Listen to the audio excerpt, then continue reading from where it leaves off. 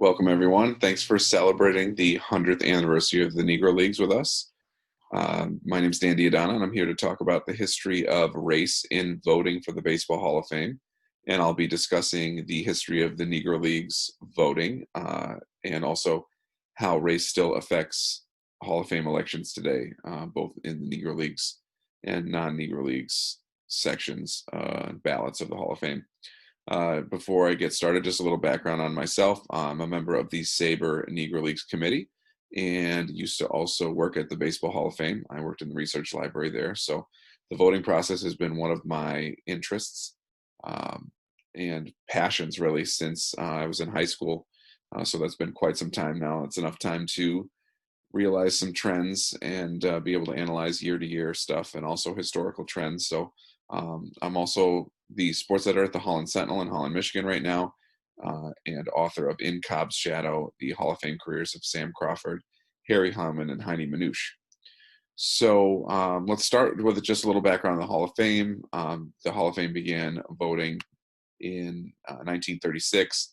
The first class was Ty Cobb, Babe Ruth, Honus Wagner, Walter Johnson, and Christy Mathewson.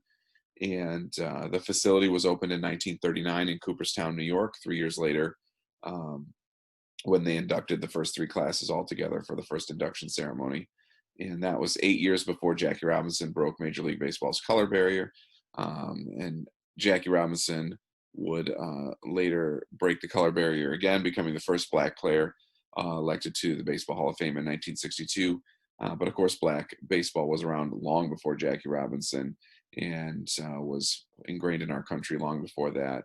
Pretty much as long as white people were playing baseball, black people were playing baseball, all the way back to the mid 1800s. So the Negro National League obviously was formed in 1920, 100 years ago.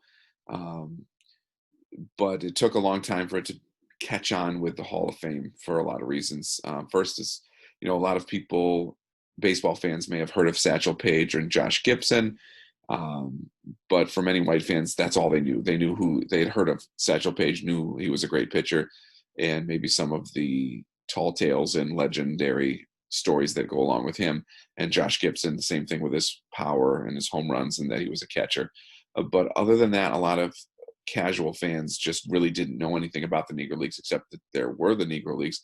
Not everybody even knew that, but the astute baseball fan knew that there were the Negro Leagues, probably knew some of the major teams and a few of the major players, but that's really about it. So that all began to change as far as the Hall of Fame is concerned in 1966, when 1966 when Ted Williams was inducted to the Hall of Fame, and his induction speech was this stunning, surprising, groundbreaking thing. He said, I'm going to quote what he said in his speech: "I hope that someday the names of Satchel Paige and Josh Gibson in some way could be added as a symbol of the great Negro ball players that are not here only because they were not given a chance." So that was the big, poignant moment in his speech that a lot of people remembered. Lots of people wrote about it, and it was a huge, huge turning point as far as the Hall of Fame is concerned. He later told Bob Costas that was one of his proudest moments in baseball when they were doing an interview in the 90s. So much later, retrospectively, that was still one of his proudest moments, which is really, really interesting and very cool to hear that he took that much pride in at least having any sort of hand in it. He said in the interview, "No one encouraged me. I thought this thing alone. I've seen Satchel Paige. I've seen Josh Gibson. I heard about Buck Leonard. I heard about some of the other great black athletes. It just came out that day. And all the great players of the past, only because of their color, they didn't have a chance to play in the big leagues." So he knew how great they were, and that was his moment to really help. So in 1969, the baseball writers formed a committee to try to push for Negro League players to be elected to the Hall of Fame, but they weren't really sure what that was going to mean. Were they going to all of a sudden have Negro League players on the writers ballot. Were they going to be part of the Veterans Committee, which was what happens is you are, for major league players, if you get keep 5% of the writers vote, you stay on the ballot for, it used to be up to 15 years, now it's 10. And if you don't get elected on either before or throughout all those years, then you move on to the Veterans Committee, and they're kind of like a last stop for candidates who kind of slipped through the cracks, or who were close, or who we learn more about in history. So it was the ball was rolling. Ted Williams got the ball rolling, but there were definitely some bumps. The Hall of Fame was initially reluctant to honor Negro League players in exactly the same way that Major League players were honored, because they weren't Major League players and they really didn't know what to do about it. Commissioner Bowie Kuhn helped push the Hall of Directors to create a panel to elect one Negro League player per year starting in 1971. But Bowie Kuhn kind of got caught in the crossfire here. He was a proponent for this, but the Hall of Fame initially wanted to create a separate wing for the Negro Leagues, which now in 2020 seems so painfully ironic that they would suggest something separate when the whole idea was that they were separated on purpose in the first place. So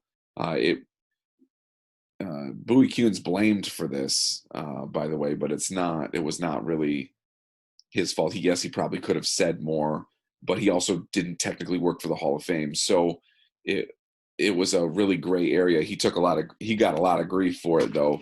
I don't know if he should have gotten as much grief as he did, but maybe that also helped it go. He definitely could have stepped up and spoke up more about it. But it wasn't ultimately his call either. So, but this plan was met with great criticism in the media. And in 1971, they announced that Satchel Paige would be the first Negro League player elected to the Hall of Fame. And Satchel himself said, "I'm not going in the back door of the Hall of Fame. You can keep it." So basically, don't even elect me if I'm not going to be elected with everybody else equally. And the Hall of Fame agreed, and about a month before his induction. So it was it took way too long to get the ball rolling to just agree that all Hall of Famers are Hall of Famers. I mean, there's separate wings for the broadcasters who win the Ford Frick Award, and writers who win the Spink Award. But anyone else, involved in the game has been a full-fledged Hall of Famer and has a plaque in the plaque gallery. If you have not been to Cooperstown and seen this plaque gallery, it's the most beautiful room in the world. I highly encourage you to do so. So 1971, Satchel Paige becomes the first Negro Leagues player elected to the Hall of Fame. And the plan was to elect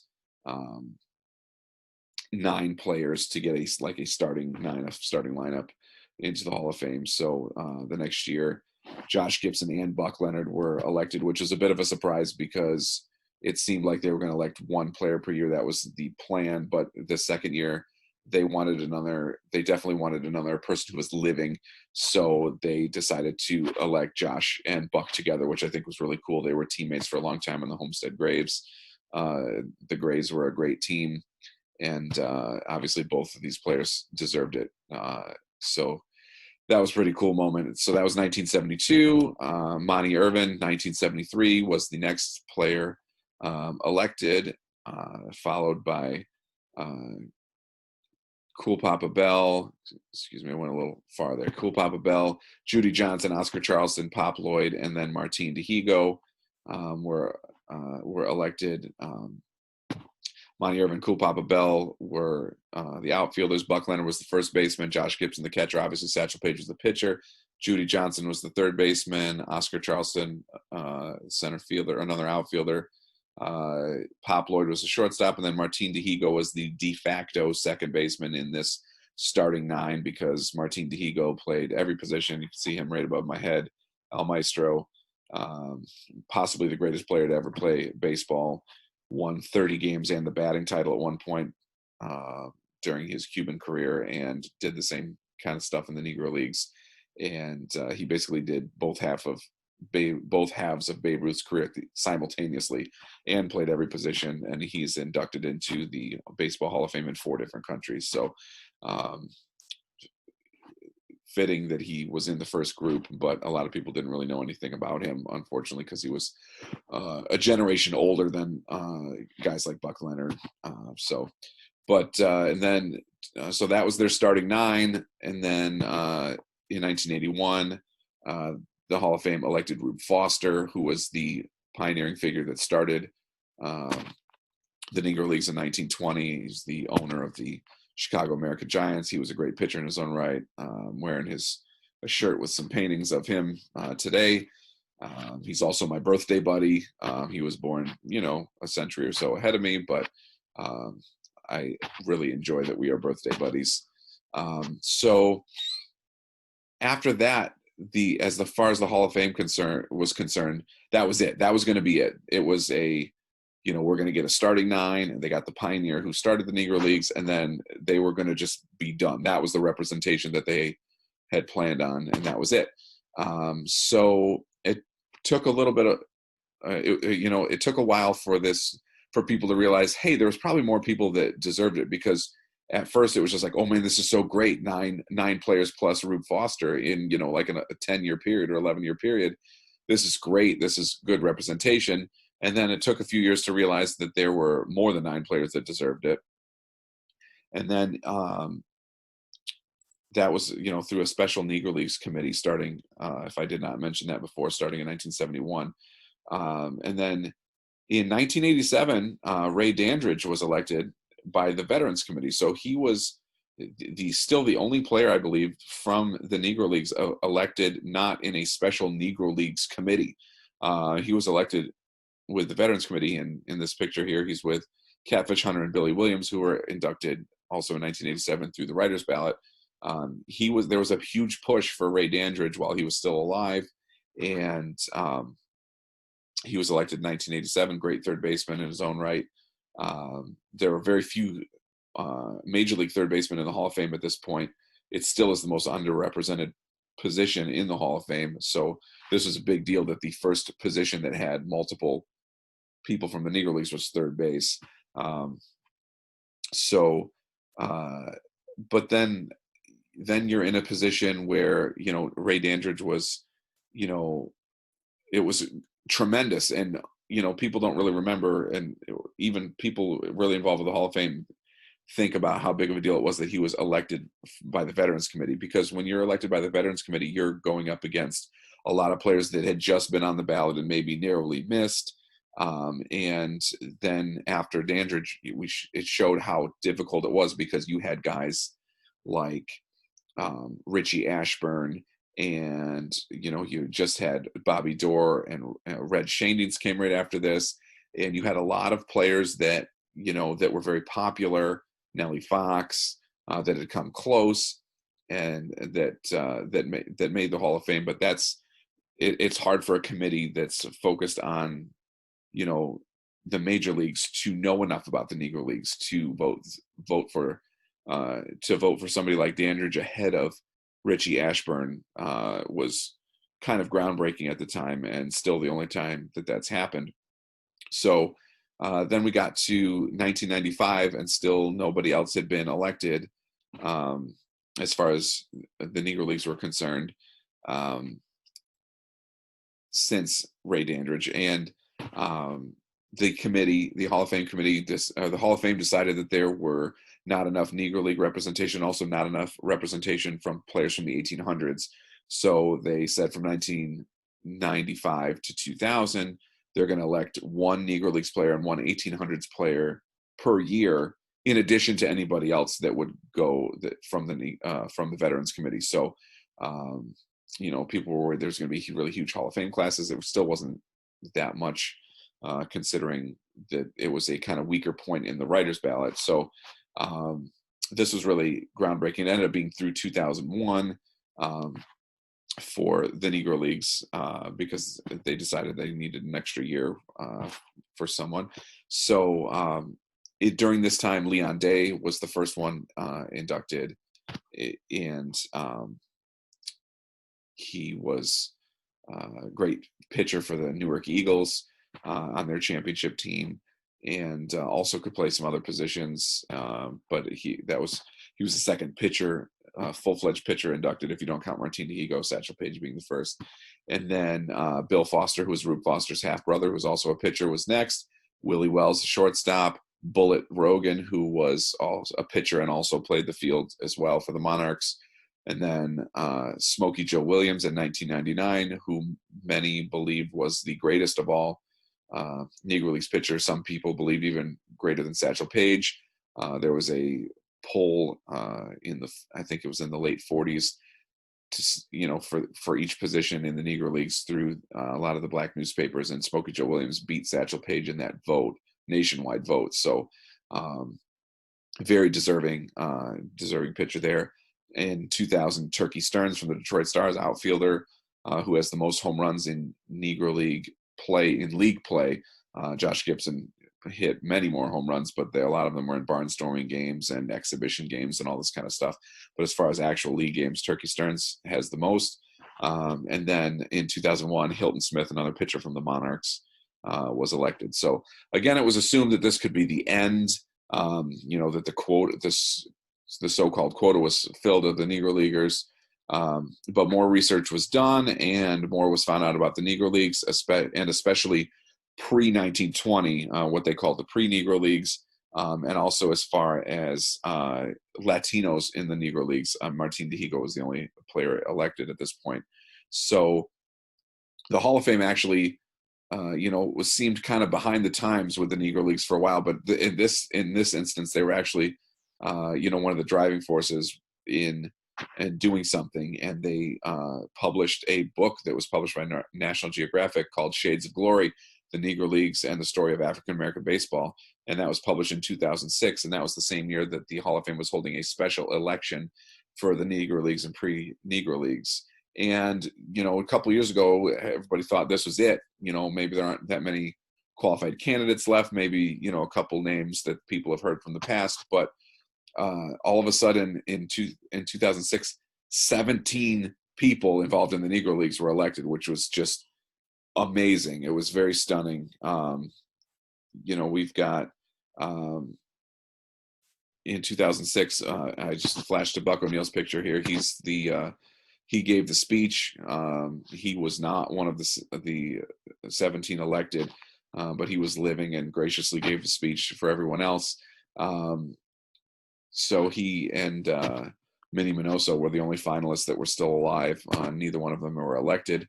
Buck ONeil was not elected because they didn't do the ballot right, in my opinion. They didn't have like a pioneer or a catch-all category. He was a good player, but not a great player. He was a good manager, but maybe not a great manager. But when you add up the fact that he was the first black coach in the major leagues, and he was such an ambassador for the Negro Leagues and the major leagues, for the rest of his life, and just this wonderful figure, he probably should have belonged in it. It's a shame that he was not elected, but it was great that he gave the speech for everybody because he's such a great speaker. The players elected were Ray Brown, Willard Brown, Andy Cooper, Biz Mackey, Mule Suttles, Judd Wilson, and then pre-Negro League players Frank Grant, Pete Hill, Jose Mendez, Luis Santop, Ben Taylor, and Cristobal Torriente. So we got some Latino players in there, Jose Mendez being a tremendous pitcher from the pre-Negro Leagues era, pitching in the Negro Leagues and the Caribbean, and Cristobal Torriente, a five-tool outfielder from Cuba that just was hard to place him because he did so much of his work outside of the United States. So that was, one of the reasons that he kind of was overlooked for some time. So that was really good. He made it. Front office people, finally, we had some non-players beside Rube Foster, although you could argue Rube Foster made it as a pitcher himself too, because he could have. But you had Saul White, who wrote an early History of Black Baseball, which is a great book, was a great resource, still is a great resource about how Black baseball was in the 1800s when he started playing. J.L. Wilkinson, owner of the Monarchs, who was a white man, pioneered night baseball before the major leagues did it. Very influential owner. Alex Pompez, who helped the influx of Latino players while owner of the New York Cubans. Cumberland Posey, the Homestead Grays owner, who built a dynasty there and was very influential. And then Effa Manley of the New York Eagles, who was a huge driving force for equality in Harlem, and was the owner. She and her husband owned the New York Eagles.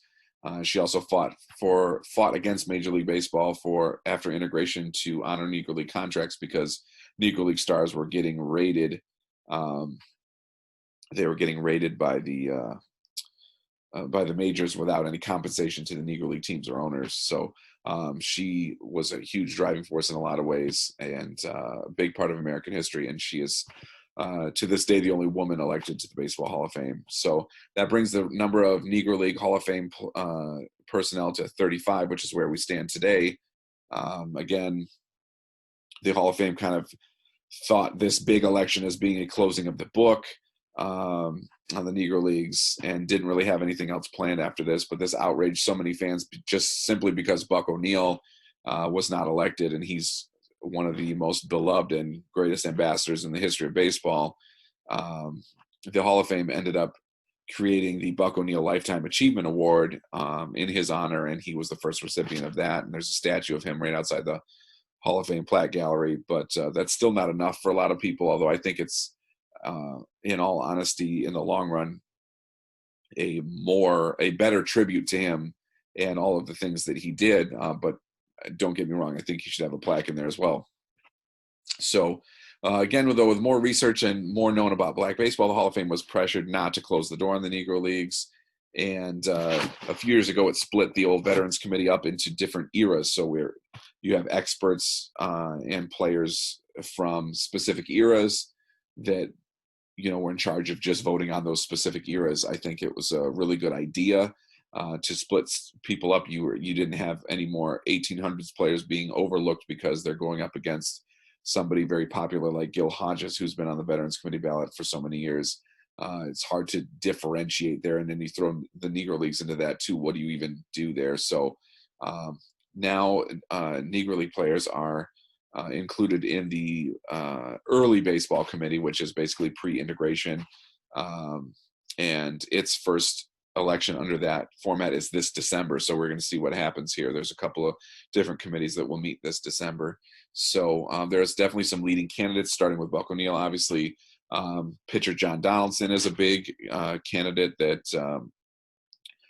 has a really good case and a really good shot, actually, thanks to the Donaldson Network and the work that Pete Gordon has done with that from our group. And Rap Dixon, Ted North's favorite, and deservedly so, an outfielder that really belongs in the Hall of Fame. He's going to be somebody that is considered. Cannonball Dick Redding, and John Beckwith, Spotswood Poles, and a few other players will be considered, as well as Pioneers Bud Fowler, who was the first Black professional baseball player in the United States in the 1800s, and Moses Fleetwood Walker, who was the first Black player in the major leagues in the 1880s, before the color barrier was developed. So there's a lot of deserving candidates, a lot of history there. But the issue will be how many even make, not just will anybody be elected, but how many will even make the top 10 list of finalists, because there are definitely some deserving major league candidates from that time period as well. There's shortstop Bill Dolan, who played in the 1890s and early 1900s, who is one of the most overlooked players and probably should have been elected to the Hall of Fame 40 years ago. He's actually got the highest WAR of anyone not in the Hall of Fame, and much higher than most people in the Hall of Fame, which is, with analytics now and looking at careers differently, that's going to be a driving force for him. Another shortstop, Jack Glasscock, is a really good candidate also from the 1800s. There's an outfielder from the dead ball era, Sherry McGee, who has a really good case. Pitcher Wes Farrell from the 30s. And then you got a pioneer, Doc Adams, who was the true force in developing the shortstop position, which also he should have been elected like, 75 years ago. But they're still trying to piece together his real career merit as far as what he did as a pioneer in baseball. So you put all those guys together with Negro League players, and there's only going to be 10 finalists. So even if it's 50-50, it's going to be hard to gain election, because I would guess that Bill Dolan and Doc Adams have extremely strong cases and will likely be elected, if not this time, the next time. The problem with this committee is, instead of being every 3 years like some of them, one is every 10 years. So they have a really good case and should really be elected, and should have been elected long ago. But the same could be said for Buck ONeil, John Donaldson, Rap Dixon, Dick Redding, not to mention Bud Fowler and Moses Fleetwood Walker. So it'll be interesting to see what happens. I would optimistically predict that Bill Dolan and Doc Adams make it, along with Buck ONeil maybe and John Donaldson, or John Donaldson and Rap Dixon, or Buck ONeil and Rap Dixon, or anybody. I'll be happy if anybody makes it. Anybody that deserves to be on this list of finalists should, anybody that's that good at this point that makes it onto that ballot deserves to be in from the Negro Leagues, because it's just where we've gotten to that point where there's still that many candidates out there. So here's John Donaldson, Rap Dixon. Sorry for not scrolling through these pictures earlier. Okay, so that's what's going on now with the Negro Leagues. There's also going to be a golden era election, which is from Jackie Robinson's integration to the until 1970. So that brings us to another good point about how this affects race today. This is kind of the second part here, is how race affects the Hall of Fame votes today, and it still happens today, and it's staggering when you really think about the numbers here. So there have been lots of great players, black players in the major leagues, and a lot of players elected to the Hall of Fame. Nobody's debating whether Jackie Robinson or Hank Aaron, Willie Mays, Clemente, Bob Gibson, Ken Griffey Jr., if they belong. It's very clear. And this makes sense considering it was the writers that voted for all these awards too, and they voted Jackie Robinson the Rookie of the Year, and then the MVP. Black players won plenty of MVP awards. Hank Aaron won, Ernie Banks won a couple, Frank Robinson a couple, Willie Mays, Don Newcomb. There's been no issue with the writers so far, and but usually those are slam dunk cases. So we get to the Veterans Committee, and then if a player's not elected by the writers, like I mentioned before, they go to the Veterans Committee, which is kind of a catch-all, and that gets players who, for some reason, didn't get elected by the writers and were very overlooked. They give them a second shot, and it was huge for the Hall of Fame because, in addition to guys like Richie Ashburn, like I mentioned before, in the 80s, you had Johnny Mize, Archie Vaughan, and Pee Wee Reese, who were three candidates who really should have been elected by the writers. They are even more valuable than most players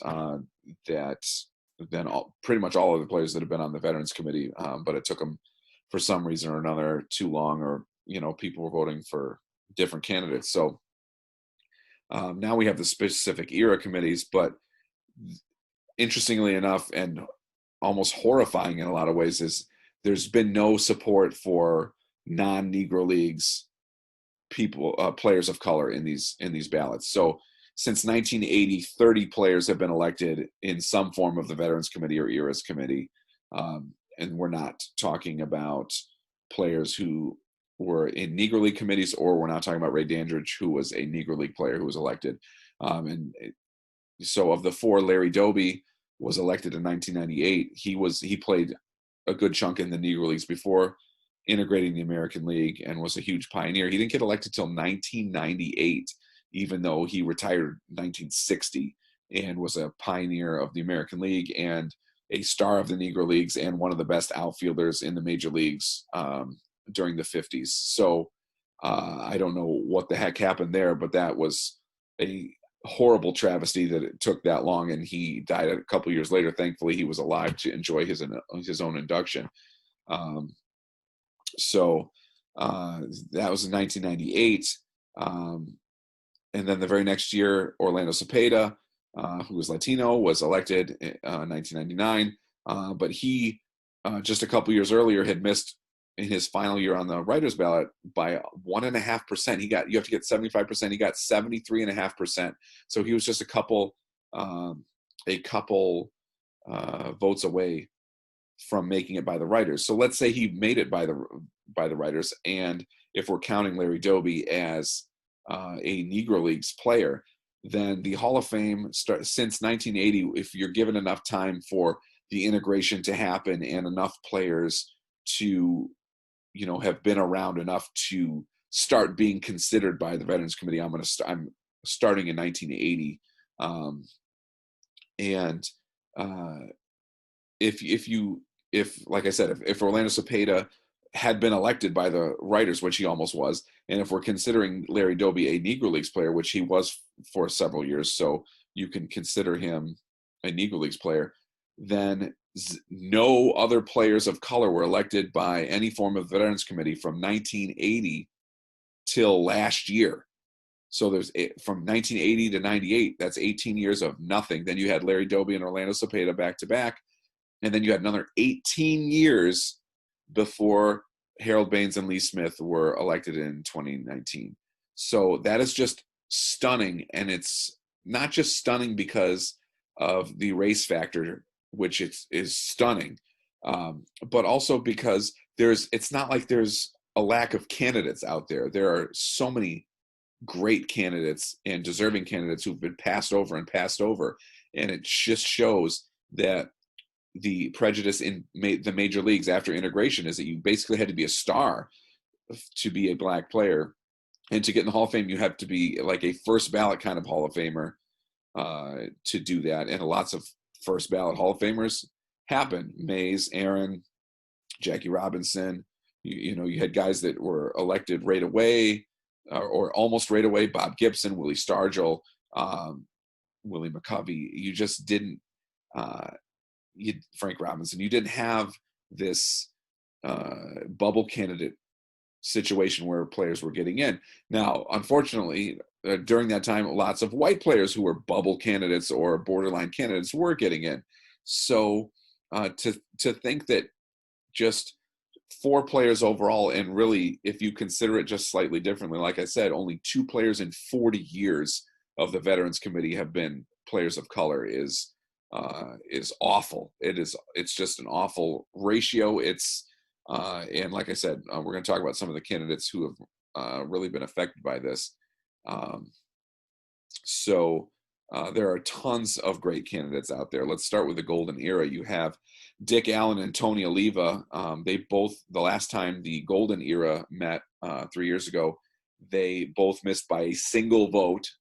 So hopefully they get elected this December. Dick Allen was affected by racism, possibly more than any other player in the major leagues from the 60s on, but also on the Hall of Fame ballot. He was portrayed by the writers as surly and difficult, but most teammates did not agree that that's how he was. And he was a great player that played in the 60s where the offense was a little bit lacking. So his stats don't measure up to, especially after the steroid era, his stats don't look great. But now analytics with WAR and stuff shows how much more valuable he really was. And, he deserves to be there. And as does Tony Oliva, who was basically the hitter's version of Sandy Koufax. He had, throughout the 60s, he won the batting title his rookie year, and his next year he won 3 total. He led the league in hits 5 times before injuries ended his career after, maybe 10 solid years. He got MVP votes 8 consecutive years. He was an all-star every year. He won Gold Gloves. He was regularly within the top 3 in hitting, RBIs, you name it. So they both missed by 1 vote. Minnie Minoso is, in my opinion, the most egregious omission in the Hall of Fame, or not for somebody not in the Hall of Fame. He was the true Black Latino pioneer. He was an all-star 6 years before Roberto Clemente was even a major league player.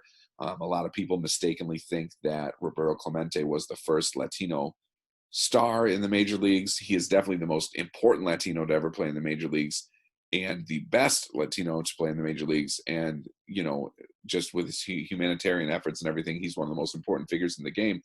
But that is unfair to Minoso to assume that he was the first, because Minoso was around a lot longer and was a star, an established star before Clemente was even a major league player.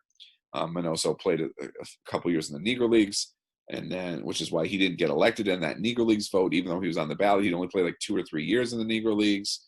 It wasn't enough to be elected for a Negro League player, which I agree with, but he should have been elected as a major league player long ago. So as a straight up outfielder, his stats are still good enough to be a borderline candidate, where along the lines of somebody like Jim Rice or a couple other outfielders who have already made the Hall of Fame. But you add the fact that he was such a pioneer, it's kind of ridiculous. Then you got Louis Tiant, the best pitcher outside of possibly Curt Schilling, who's not in the Hall of Fame.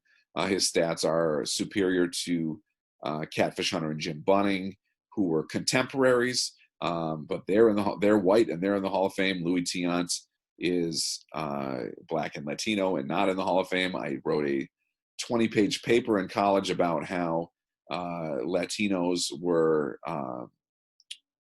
affected in Hall of Fame voting for my racial diversity in the mass media class, about how Latinos were slighted in Hall of Fame voting, and it was mostly about Louis Tiant. And he's still not in the Hall of Fame now. And that presentation I did was like almost 20 years ago.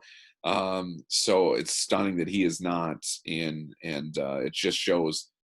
I mean, you put his numbers up to Catfish Hunter, and they have the same almost everything except Louis Tiant, including innings. And Louis Tiant has a handful more wins and 400 more strikeouts. Same ERA, same innings, same everything. They both pitch great in the postseason.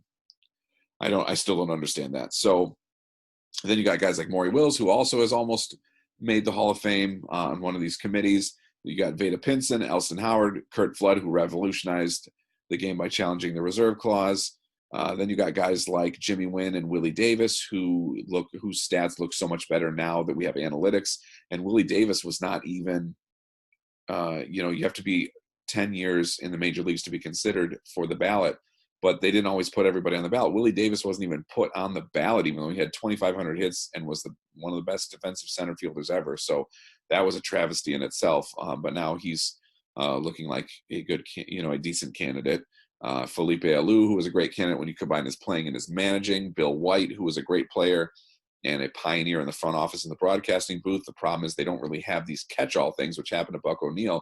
Bill White is a great candidate for the Buck ONeil Lifetime Achievement Award, but he really should also be a Hall of Famer. That needs to be the only pioneer the only era that has a pioneer category is the 1800s, and I think that's ridiculous. Minnie Minoso is a pioneer. Bill White's a pioneer. It shouldn't be separated like that. So, but that whole era has just been this logjam. Ron Santo was elected the year after he died, unfortunately, but he's the only one from that era who's been elected in decades, where Allen and Oliva have missed by 1 vote. I think Minoso and Jim Cott have missed by 2 votes. Gil Hodges has barely missed, a few times on veterans committees as well. And that's just, these guys are all the finalists every single time on the same era. And they've all missed by, maybe 1 or 2 votes over the course of 20 years. So it's really ridiculous that none of them are in. If they're in, then we're not having this conversation, for one, because there'd be 4 more players of color in, and it would be a different conversation now. Not that we wouldn't be having this conversation, but instead of being 0 or, until last year, we'd be talking about 4 until last year. But that's just the golden era. The modern era has tons of players that are deserving too. Lou Whitaker missed the making it back the second year on the writer's ballot. He didn't even get 5%. He's got the exact same stats as Trammell, his double play partner, who has now made the Hall of Fame in one of these committees. And also he has the same career statistics as Ryne Sandberg and Barry Larkin, who are two middle infielders that were also contemporaries. So if he has the same stats as all these contemporary Hall of Famers, it should be pretty clear that he belongs in the Hall of Fame. He couldn't even stick around on the ballot, but he did get a few votes on the last modern era committee, which is very encouraging. And so did Dave Parker, who is, was a great five-tool player, batting champion, MVP, Gold Gloves, cannon for an arm. He was very much kind of scapegoated as, I don't know if scapegoat is the right word. He was involved in a cocaine scandal in the 1980s, and I think voters held it against him and are still holding that against him, and I don't necessarily think that that is fair. So that's been tough as well. But you got other guys, other players of color. Al Oliver is the only player with 2,700 hits, 500 doubles, and a 300 career average who's not in the Hall of Fame. Keith Hernandez, the best defensive first baseman of all time, not in the Hall of Fame. You got guys like Willie Randolph, Reggie Smith, who, like Whitaker, have seen a boost in their candidacy because of analytics. And then you got shortstops Bert Campaneris and Dave Concepcion, who have been, good candidates, as well as Jose Cruz. So there's a lot of players out there. The today's ballot, Lee Smith and Harold Baines made it last year, and that is going to help elect more players of color that this newest era. So Lee Smith and Harold Baines both made it. Joe Carter and Albert Bell, who are both black, were both on that finalist ballot as well. The next time that ballot will include Fred McGriff, who will likely be elected. It will also include Kenny Lofton and Bernie Williams, who might be elected on one of these soon. And also maybe Carlos Delgado might be on one of those ballots too. And that's just talking about players who are not, PED suspects. So that could all change this year, though. All of this could change this year. You could have a couple of Negro League players elected, maybe up to 4 Negro League players elected. Who knows exactly how the committee is going to vote. Then on the golden era, you could have Dick Allen and Tony Oliva and maybe even Minnie Minoso elected. And then next year, Fred McGriff is pretty much a lock for the today's committee. And then the next time the modern era committee votes, maybe Whitaker and Dave Parker get in. Who knows? But it's been an awful lot of white elections on these committees over the years, and that's been really difficult, especially, like I said, given the fact that if Trammell and Whitaker are equals and on equal sides of this double play combination have the same stats, why is Trammell and Whitaker's not? And Dave Parker, same thing, and Oliva and Allen and Louis Tiant and Minnie Minoso. It's just been ridiculous that these guys haven't been elected to the Hall of Fame. And it's difficult to say that race didn't play a factor, because for Dick Allen, race played a factor his entire career, playing a lot of it in Philadelphia. And also just the label he got as an angry black person, basically an angry black man, stuck with him for his whole career. But Oliva, Minnie Minoso, there's obviously haven't been in that. We're not just talking about African-American players here. Orlando Cepeda was the only player since to ever be elected by the Veterans Committee who was Latino. And, if he made it in that writer's ballot, then it would have been 0 Latinos too. I mean, and you got guys like Tony Oliva and Minnie Minoso and Louis Tiant. That's pretty ridiculous if you ask me. So, but if all that happens this year, we'll enter a new era for the Hall of Fame where there won't be the same stigma as far as the committees and involving the election of black players. But until Dick Allen, Tony Oliva, Minnie Minoso, and Louis Tiant make it from the so-called golden era, the committee, the Hall of Fame will still be behind until they elect them. And they will not be in their own golden era of the Hall of Fame until those guys are elected. So Louis Tiant, he's been a finalist in 2 different eras because his career spanned 2 different eras. You think that would give him a better chance, especially since he was the best pitcher on the modern era ballot when he was on it, and he was the best pitcher on the golden era ballot when he was on that a couple times, but that hasn't helped him get in yet either. So, but it's coming. It's got to be coming. Hopefully this year, the Hall of Fame voters make a dent in this lack of representation. But again, until they do, I would say the Hall of Fame can't enter its true golden era until this equality of the Veterans Committee candidates has been shown, especially when we're talking about Dick Allen, Tony Oliva, Minnie Minoso, and Louis Tiant. So maybe all four of them will get elected. Maybe two, maybe three, maybe one. Let's hope at least one. I'm betting it'll be two, but it will be very important, and it's very important, especially in. I mean, I know this. It's first of all, we're talking about the 100th anniversary of the Negro League, so that puts the emphasis on Black baseball a little bit more, and there definitely should be some Negro League players elected this year. But when you think about what's going on in our country, I think it's going to be very important for the voters to show their equality. So again, I predict Dick Allen and Tony Oliva make it. Let's hope Minnie Minoso sneaks in with them. And then I think that you'll see Bill Dolan make it, and possibly Doc Adams, who were white 1800s figures, but also I would expect that a couple of Negro League players will make it as well. Like I said, could be Buck ONeil, John Donaldson, Rap Dixon, Cannonball Dick Redding. But there are a lot of different places to go. But if you have any questions, I know this is not a live presentation. Thanks for listening.